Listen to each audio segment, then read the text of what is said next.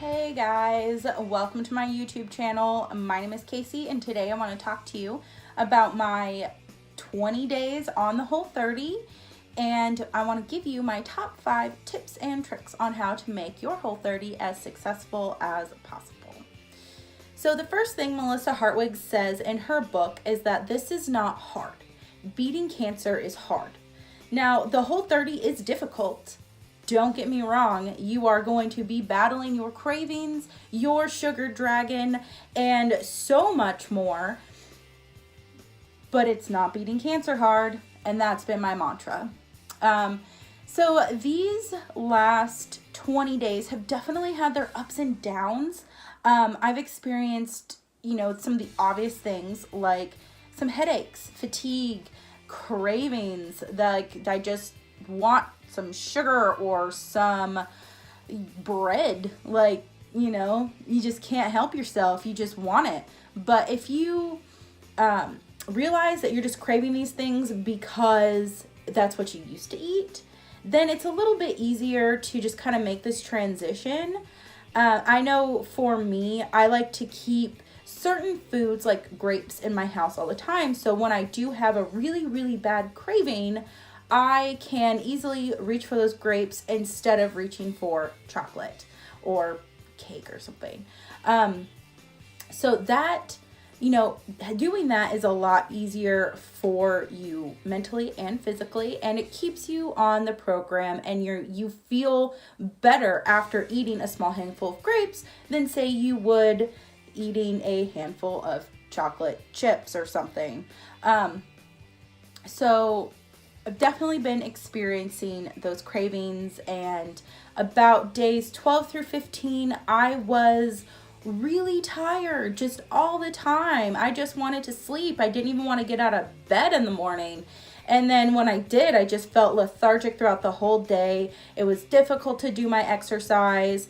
And by 4 o'clock, I was completely and totally useless.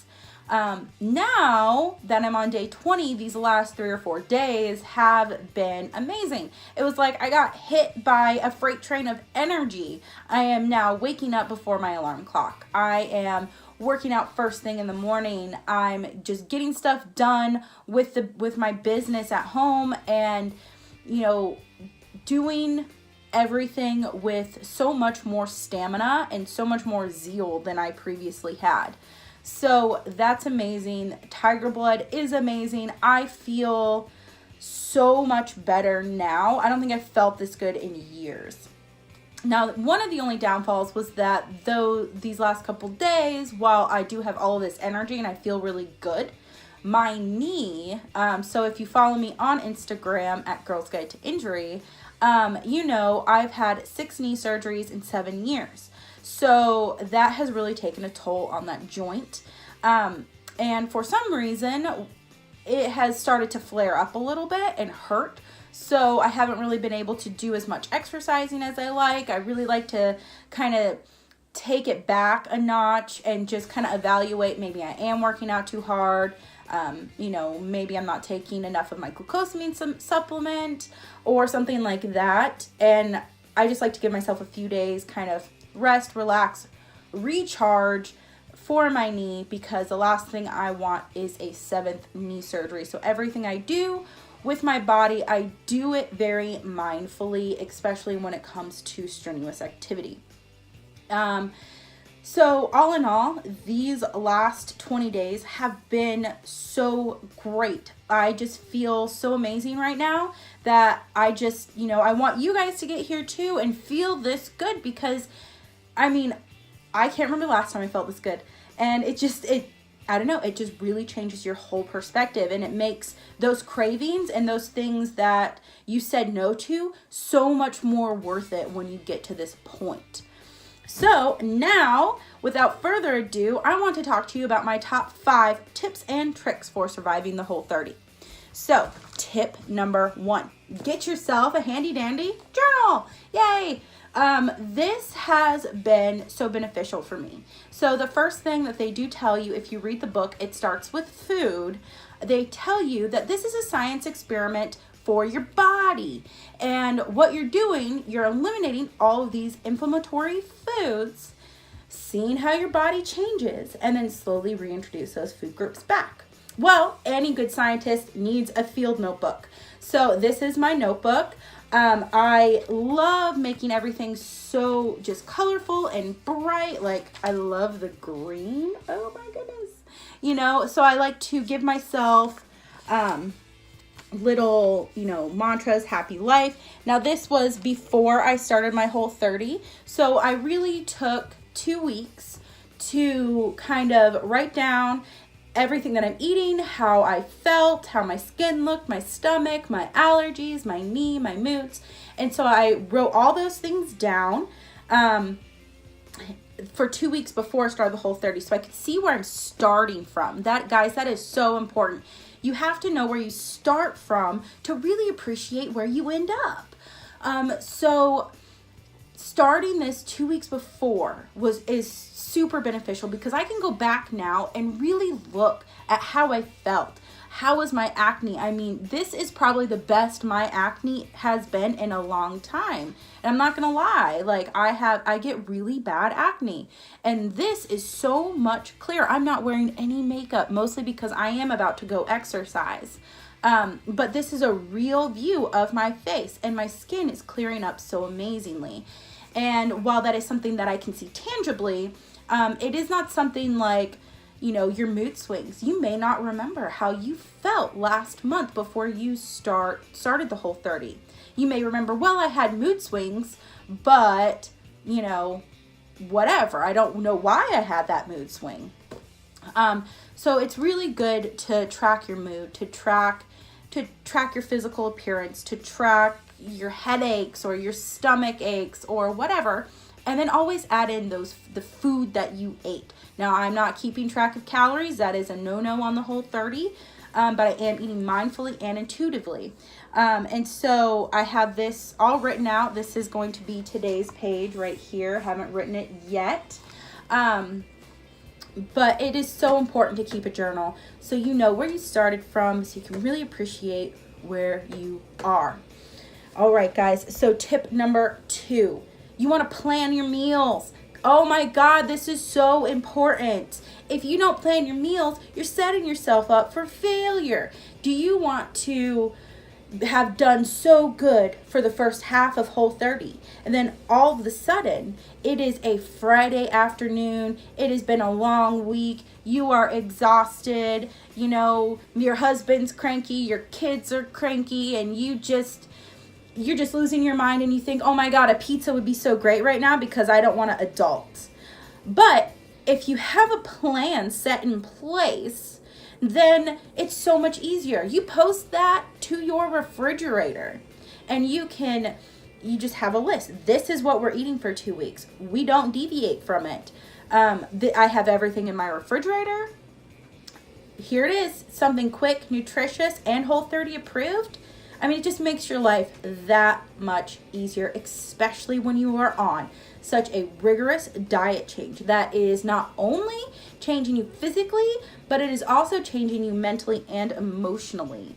So you really want to stick with it to get the full benefits of the 30 days. So tip number 3. So speaking of posting things on your refrigerator, I have right now posted to my refrigerator the Whole30 rules. I have the Whole30, no-nos for preservatives.